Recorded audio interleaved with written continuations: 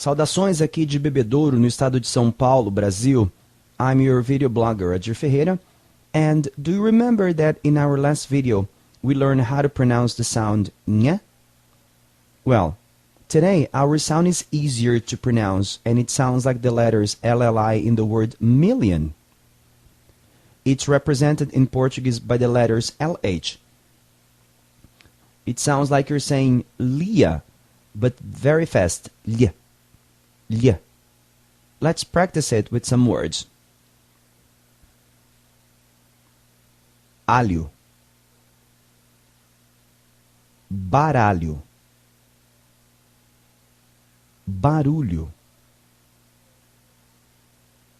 coelho, colher,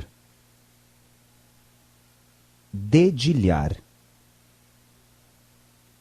ervilha, filha, filho, folha,